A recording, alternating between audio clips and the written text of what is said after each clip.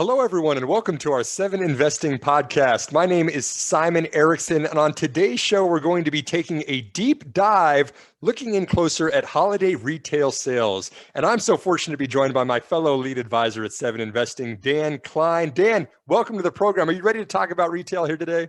I'm ready. Simon, this has been a weird holiday season. So normally on Black Friday for the past 6 years, that's a day where I am doing interviews all over the world. Last year I was on in England, I was on in Australia, and talking about that special day, and none of that happened this year. And it's not because people didn't want to talk to me. It's because Black Friday felt like a moving target. And the reality is it was still a giant sales day, but because you didn't have the visuals, you didn't have the people lining up at 5 a.m, you didn't have fist fights over a 60-inch television or a Hatchimal or whatever the toy of the moment was.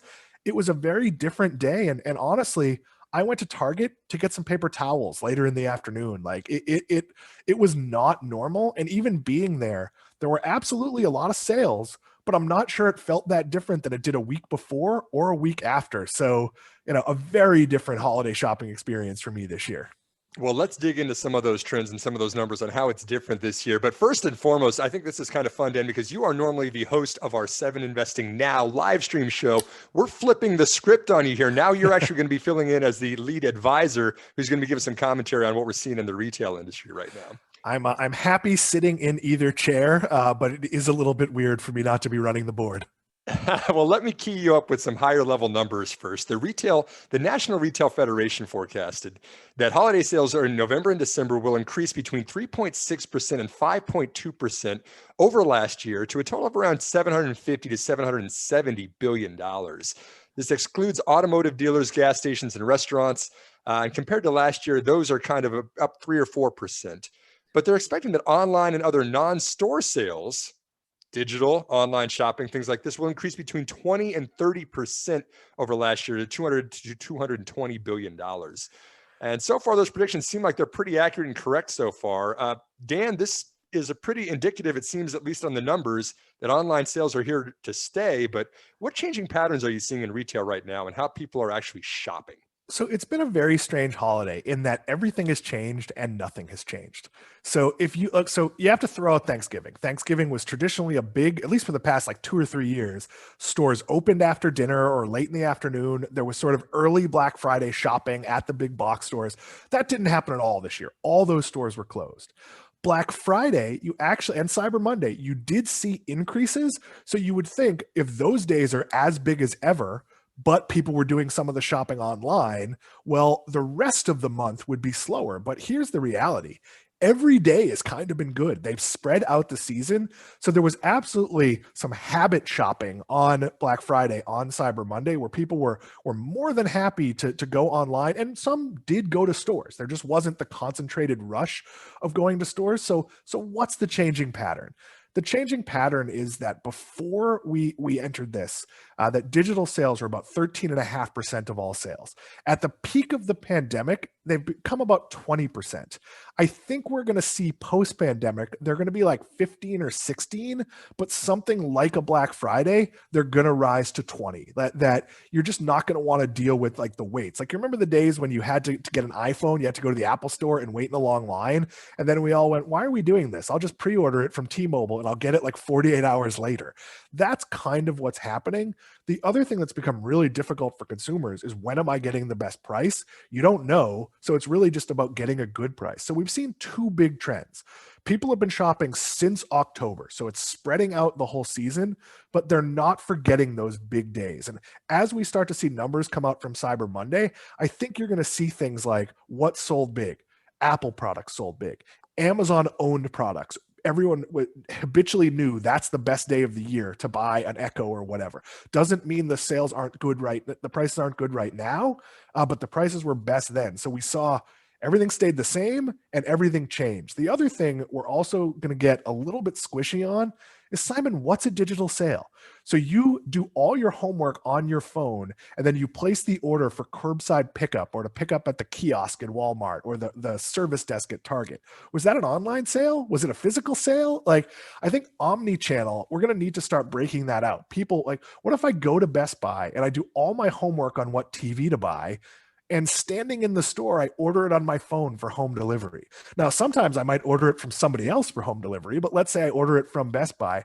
I think the categorizations we've been using probably don't mean as much anymore, because I know I do a lot of research on my phone and then sometimes just drive over to Target to pick things up. That makes a lot of sense. We kind of obsess over online shopping or what percent is e-commerce shopping, but in reality, that kind of virtual seamless experience between the store itself and where people are actually placing the orders doesn't really matter. It's all of retail at the end of the day. Uh, Dan, we're an investing show here. We've got a podcast that's for investors. What are some of the investing takeaways that you see from those habits that are changing out there? So you've heard me say this before, but this is a winners keep winning scenario. In past holidays, if you were, let's say, a struggling mall retailer, Dillard's or J.C. Penney, in theory, you had the ability to have a good holiday season because people came to the mall anyway. They're probably going to visit your store if you had merchandise that entices them. So there was always surprises. There will be no surprises this year. Shopping is much more focused. I know, like, I went to the mall, I went to LensCrafters to pick up these glasses the other day. And sure, I walked through the mall and I could have gone other places. Right now, are you really going other places? Are you really mall shopping the way you used to? You kind of just meander around the mall. Like, normally I would never walk by GameStop without stopping in GameStop, but GameStop can only have 5 people in at a time. And it seemed almost like piggish for me to like take up one of those spots when I probably wasn't going to buy something. So does that hurt all of those other stores? It absolutely does. So who's going to win? Walmart's going to win. We're going to Walmart anyway. They've built the infrastructure, and I think infrastructure is probably the most important word to remember. You know, everyone said, "Well, geez, Amazon's spending all this money on same day and 1 day delivery to kind of up the ante. Is that necessary?"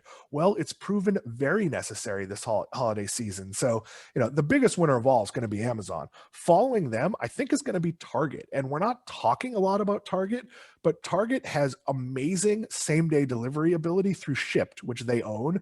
That also gives them some exposure to delivery for CVS and other places where they're partnered, which is going to be a big driver. A lot of people are going to be signing up through one company, maybe through Costco or through CVS, and then go, "Oh, wait a minute, I get access to Target." That's kind of like a little below the radar because we don't they might not be the best in terms of digital fulfillment compared to Amazon and Walmart. You know, Lowe's is a big winner, home improvement in general. But what Lowe's did, and it's really smart, is they went, okay, people are coming to Lowe's. What else can we sell them? Oh, they want exercise bikes and treadmills. Okay, let's get that. So there's a lot of merchandise at your Lowe's that wouldn't normally be there that's out of stock other places. So they basically looked at like, all right, people want paper towels and toilet paper. Let's order more paper towels and toilet paper. Let's get what they need. Best Buy is going to be a big winner. Now, that's a really well-run company that would have been a mild winner anyway. They're going to be a huge winner because, Simon, we both have kids. Mine much older than yours. Well, I had to buy my son a new laptop because he was schooling from home. And even when he's in school, he's on a computer a lot of the time because he's physically there, but most of his classmates are not. So they're doing things virtually. An awful lot of laptops. The other thing we have that's going to help Best Buy, and you know, probably is going to help GameStop, is we're at the beginning of a new console cycle. So that, you know, doesn't make GameStop a winner by any means. It's that's one I would stay away from. It is probably going to make their Q4 and Q1 results look really, really good. Be wary of that. Those are low margin one-time purchases. We are not necessarily seeing a game cycle that's going to make them winners. Those very much could be digital downloads, and one of the Xbox actually doesn't even have a CD drive. So be really careful about that. But the companies that spent money on logistics, on warehousing, on getting you items, those are going to be the winners. And you know, you kind of can't go wrong with playing it big when it comes to retail right now. Infrastructure. That's the word that I took away from that last discussion you had there, Dan. Of course, retail is driven by transactions, and there have been companies that are the obvious winners that have invested in getting those transactions as quickly and conveniently as possible to retailers. But Dan, I could have told you Amazon and Target and Walmart were going to be really big winners from retail. What are some of the under the radar companies, or is there anything that's less obvious that you see going on in retail that you've got your eyes on right now? So there are a couple that I know are winners, and there are a couple that I think could be. Shopify I'm pretty sure is a big winner, because every purchase I've made this year that was through a platform that wasn't Amazon, which usually means Facebook or Twitter, someone suggests something, I do my homework on whether it's a real product, I then buy a $150 coffee maker. Shopify has been the fulfillment on that every single time. So I think their push at being a behind the scenes processor, and again, it's a logistics play. Like Shopify is a platform to build a store. That to me is ephemeral. That can go away in a heartbeat. Google could spin something up and suck in your Shopify site. What Google can't do is build warehousing and trucking and all of those different logistics. So I have the Shopify app, and I've never directly made any intention of dealing with Shopify, because I have 3 or 4 things that I ordered. One view a television commercial. I bought a video doorbell, an off-brand video doorbell, because I saw a TV commercial, like an infomercial kind of thing, and it's being fulfilled by Shopify. So I think there's that. The other one that I'm pretty sure. Go ahead. Before we change topics on that one, Dan, do you have thoughts about Shopify versus Amazon? I mean, people like to compare and contrast these two companies. Do you have opinions about the two of them? Is Shopify displacing Amazon? Are they both winners separate from one another? How do you view that relationship? They're winners separate from one another. So Shopify is displacing every other service like that. So you'd sign up with whatever ISP, whatever, Namecheap or whoever it is, GoDaddy, and you'd then get like their store, or you'd use a WordPress plugin or whatever it is to be a store. Shopify is becoming the default for that. Where like, why would I use something standalone when there's a decent chance my customers already have a login here? Amazon tried to do that, and retailers went, why would I let Amazon have access to what I'm selling? Shopify doesn't sell stuff. So let's pretend for charity we were going to sell 7 investing mugs, but we didn't want Amazon to know who our customers were.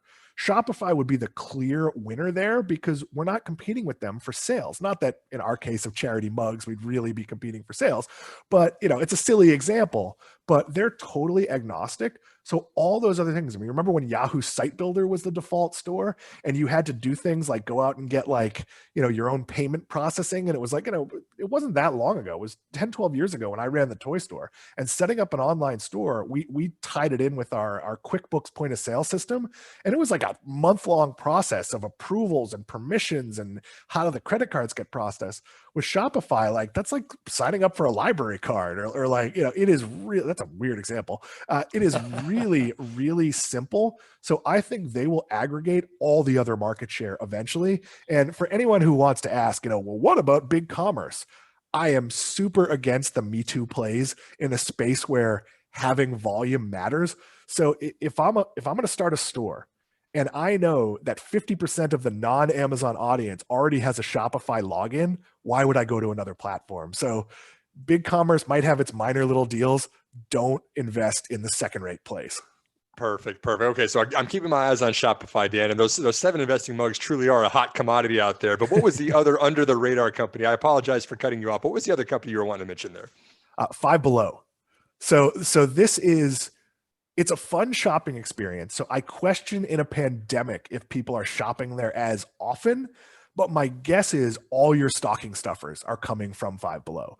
That if you have kids ages, I don't know, 5 to 20, that you're going to go in there, and while you previously might have made 5 trips and spent $10 a trip, you might make 2 trips and spend $50 a trip, but you're going in and you're buying your iPhone chargers, your yoga mats, your Big League Chew, like all the ridiculous things they sell there, a puzzle, all different little electronics, headphones. They're really going to play a major role in stocking stuffers. And again, it's that line of practical versus a gift. Sure, little kids are going to get toys. Older kids, they're going to get, well, I know you need a new headset. so you previously been using the $10 one. Here's the Beats one we just bought you. So I think it's very likely that Five Below has a good holiday season, but they don't have much in the way of a web presence. So there are some questions. I think TJ Maxx and Marshalls is another one that I would assume is going to do well because people still like the discount, but it's going to come down to, are visitors spending more money per visit? Because they definitely have less visits. Well, it definitely seems like something we should be keeping an eye on for those bricks and mortar retailers is what's the average ticket size. If people are taking fewer trips but spending more money, could be a net positive For sure. But Dan, let's go back to the online sales, the shipping across the country, the Black Friday deals, the Cyber Monday deals, the online shopping, everything we just talked about. What's this going to mean for FedEx and UPS? So they're dropping the ball. And I think this is a big problem.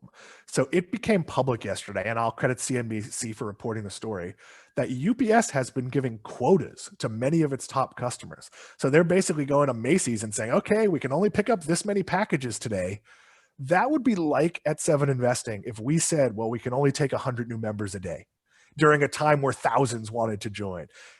You guys were telling the story on Slack of when we launched and we had some website problems and basically how everyone on the team stayed up all night to fix those problems. True story.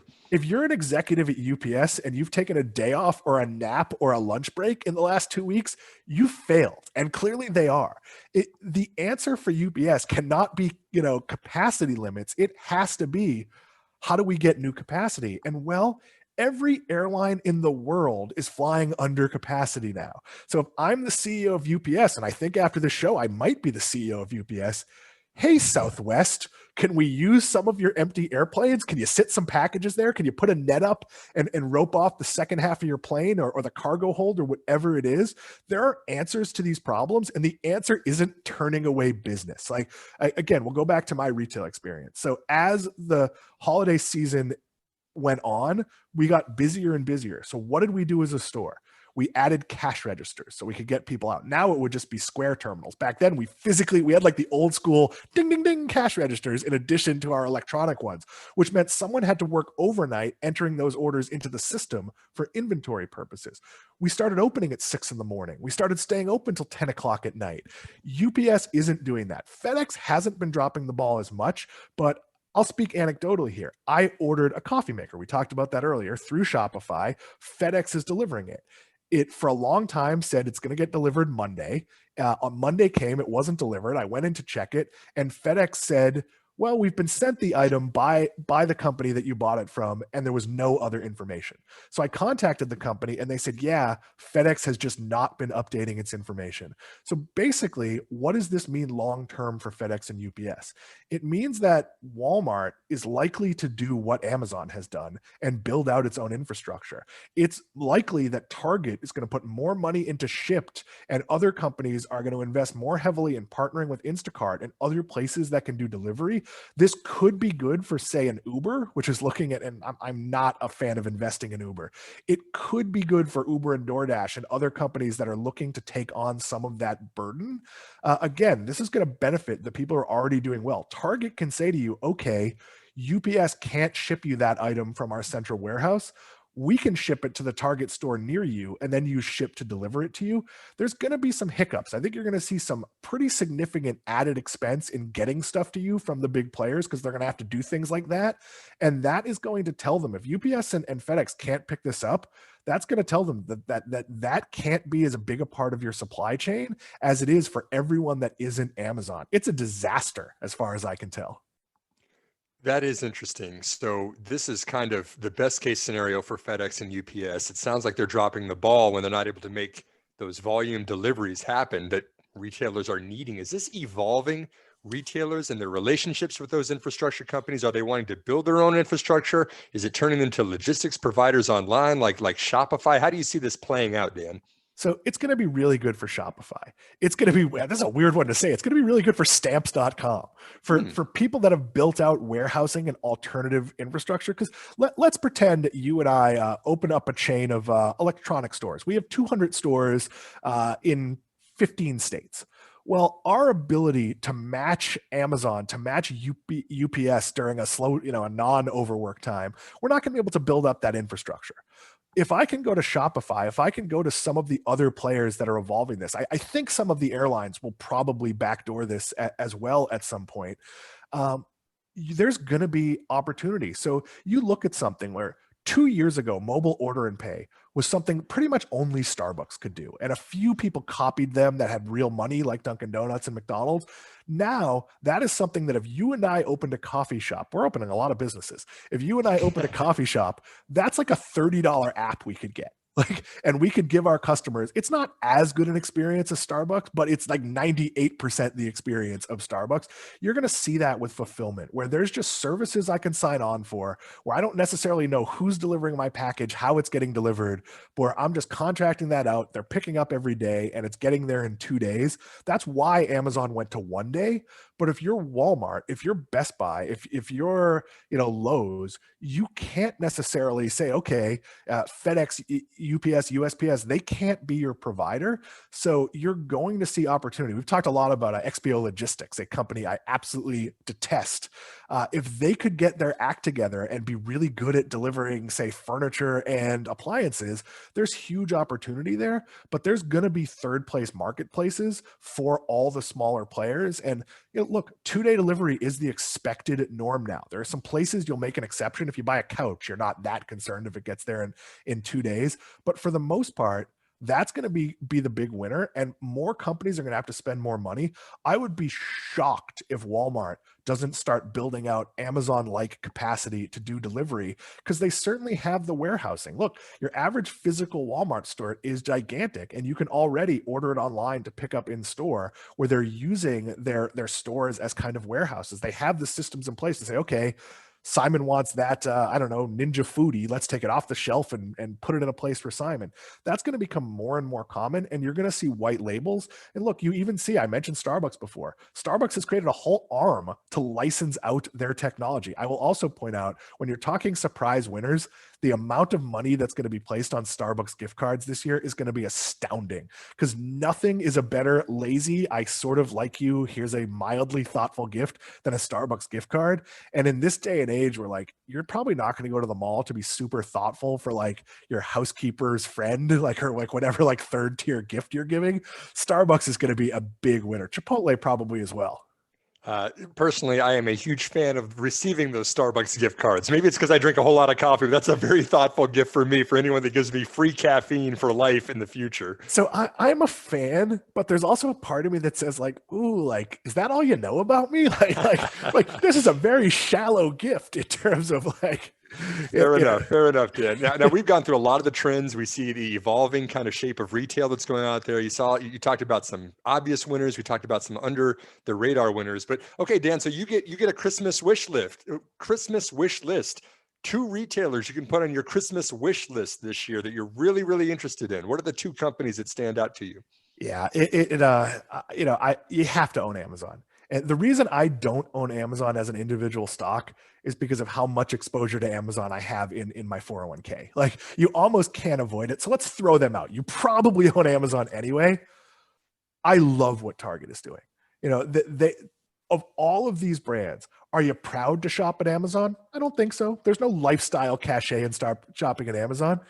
There's actually lifestyle cachet. Target has gone back to, and I hate when people say this, but Target has gone back to being Target, with having the Magnolia partnership, with bringing in Ulta Beauty, and then backing all that with infrastructure that's not quite up to Amazon levels, but Shipt kind of fills in those holes. Curbside pickup kind of fills in those holes. If you've gone to a fully revamped Target, and we've talked about this before, the ones with the Disney stores, they're going to get Ulta Beauty stores. The liquor store that has local craft beer that really feels like you're in a boutique liquor store, but you're paying the same prices that you'd pay at a Walmart liquor. So I think Target's a giant winner. And then I'm torn between Best Buy and Costco, because it doesn't matter what you spend at Costco as long as you stay a member. And nobody in a pandemic is getting rid of their Costco membership, because, being able to buy like a pallet of rice and bulk paper towels is more valuable now than it's ever been. So let me say again, Costco, it's kind of an always default. So let's look at Best Buy. What has Best Buy done over the last decade? They've gone from being the cusp of bankrupt to being a totally viable new company, and now they're making a push into healthcare. This holiday season is going to help them with customer acquisition. There were some people that went to Amazon to buy something, and Amazon was 2 weeks out due to supply. That's not even Amazon's fault. Demand has been so high. That's helped Best Buy capture customer information. Once you have customer information, that's going to lead to a long-term sales increase. So I would buy Target and I would buy Best Buy. Simon, how about you? I know you're not I'm deferring to you. You're the retail expert on this, and I'm going to go with what you said. Best Buy and Target, the two companies that Dan's picked on his Christmas wish list in retail this year. Dan, thanks very much for being a part of this 7 Investing podcast. I am always happy to get to talk retail. It is not a subject people want to talk about all that often. And thank you, everyone, for tuning into this episode of our 7 Investing podcast. We are here to empower you to invest in your future. We are 7 Investing.